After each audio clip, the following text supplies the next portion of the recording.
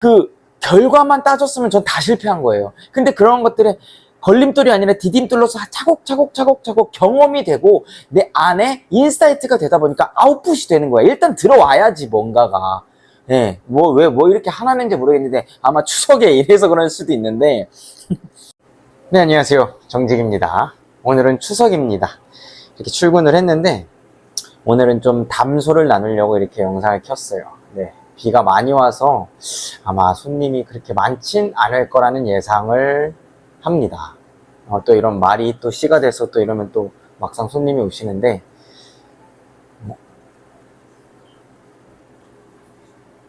진짜 오셨네. 안녕하세요. 네, 손님이 진짜 오셔갖고 네. 오늘의 담소는 그냥 삶에 대한 나눔과 뭐 여러 가지 뭐 고민들, 그리고 뭐 이제 조금의 이제 경험담들 이런 거죠. 열심히 우리가 살면서도 행복하지 않은 이유, 혹은 열심히 사는데 왜 나는 성공하지 못할까, 약간 이런 거에 대한 자괴감, 경험담입니다. 제가 노량진에 있을 때부터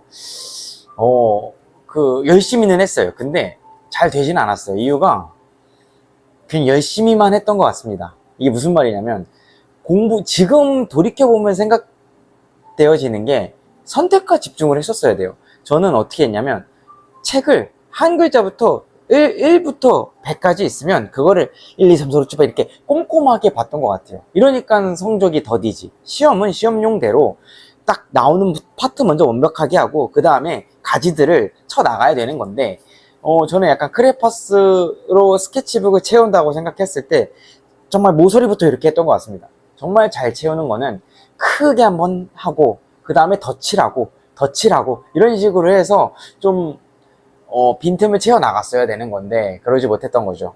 근데 이러한 삶 또한 물론 세상은 결과만 보기 때문에 불합격했다 이것만 보겠지만 저는 그렇게 생각하지 않습니다. 많은 사람들이 행복하지 않은 이유가 있어요. 그게 이유가 뭐냐면, 일단 무조건 잘 나가야 돼. 욕심이 많아요. 그리고 SNS, TV, 언론 이런 거에서 말하는 것들을 보면은 내가 무조건 그렇게 살아야 성공한 삶이 되는 거예요. 근데 제 생각에는 이 열심히 살았던 이 분야가 아예 다른 분야 가서도 그것이 저에게는 밑거름이 되는 것 같아요. 그때 당시에는 불합격하고 여러 가지로 걸림돌이 되는 것처럼 넘어진 거지만 알고 보면 그게 디딤돌이었다라는 거죠. 저 같은 우리가 이제 동기부여를 위해서 책이나 영상들을 굉장히 많이 본단 말이죠. 근데 그 영상들이나 책을 봤을 때 그때뿐인 생각이 굉장히 많아요. 저 같은 경우는 그랬어요. 진짜 수천 개, 수백 개를 찾아보면서 와, 정말 나 갓생 살아야지, 이렇게 살아야 돼, 하지만 그때뿐입니다. 근데 중요한 건 그 수백 개, 수천 개, 수만 개가 쌓이다 보면 결국 인사이트가 되어서 나중에는 그것이 터닝 포인트가 되는 그 시기가 와요. 예.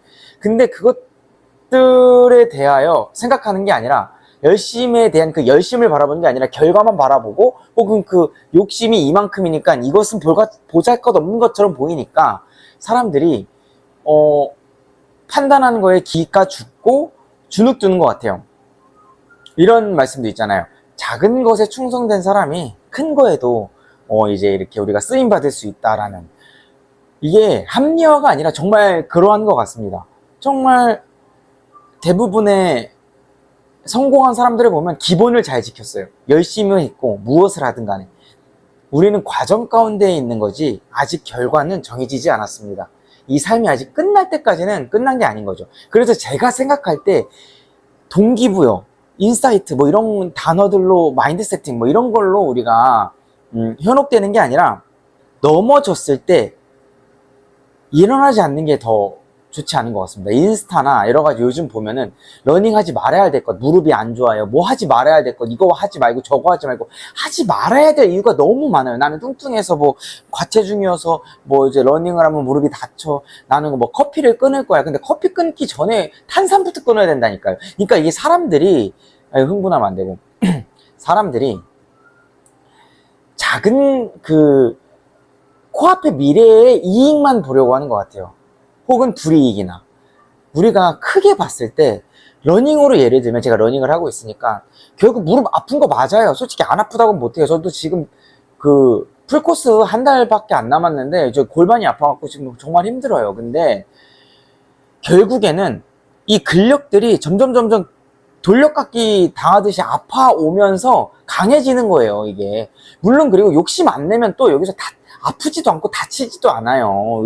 이게 조금 천천히 뛰잖아요? 그럼 다치지도 않아요. 제가 욕심 부리다 보니까 이게 이렇게 되는 건데, 물 한 모금 맞고.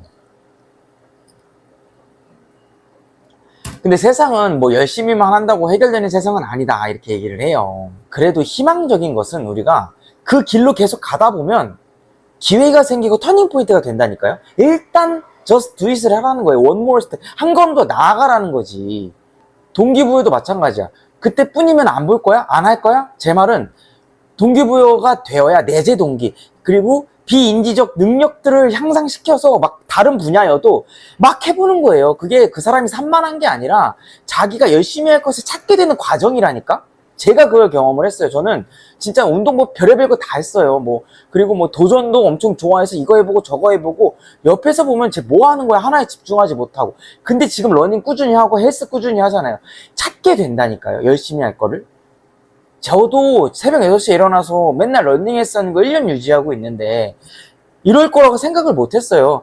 처음에는 동기부여가 아니에요. 그냥 살 빼려고 시작을 했어요. 단순하게 시작하다 보니까 이렇게 된 거지, 거창한 계획으로 시작할 수 있는 게 아니라니까. 우리가 삶의 동기부여가 거창하게, 이 삶이라는 게 제가 느낄 때 아직까지 보잘것없는 삶을 보잘것없는 수명밖에 살지 않았지만, 제가 느낄 때는 노량진 생활도 그렇고 해병대 갔을 때도 그렇고 미국 생활했을 때도 그렇고 사업할 때도 그렇고 지금 운동하는 이 시기도 그렇고, 결국에는 우리가 그 결과만 따졌으면 전 다 실패한 거예요. 근데 그런 것들에 걸림돌이 아니라 디딤돌로서 차곡차곡 경험이 되고 내 안에 인사이트가 되다 보니까 아웃풋이 되는 거야. 일단 들어와야지 뭔가가. 네, 왜 이렇게 하나는지 모르겠는데 아마 추석에 이래서 그럴 수도 있는데 나중에 제가 해병대 갔던 이유, 노량진 갔던 이유, 창업해서 경험담들 다 한 번씩 나누어 볼게요. 정말 우리가 살아가는 데 있어서 거창한 동기부여가 필요한 게 아니라 우리가 넘어졌을 때 다시 일어나는 힘, 꾸준함이 더 중요한 것 같습니다. 재능이 아니라 저는 이게 재능이라고 생각을 해요. 계속 일어나는 사람, 오뚜기처럼. 우리가 그러한 삶을 산다면 어떠한 분야에서도 자기 몫은 한다고 생각을 합니다. 자기 몫은 하지 않아도 그 과정이 자기 몫을 하게 되는 과정이 될 거예요. 그리고 응원합니다. 진짜 한 걸음 더, one more step, 진짜 나아가길 진짜 제가 기도하고 바랍니다. 화이팅!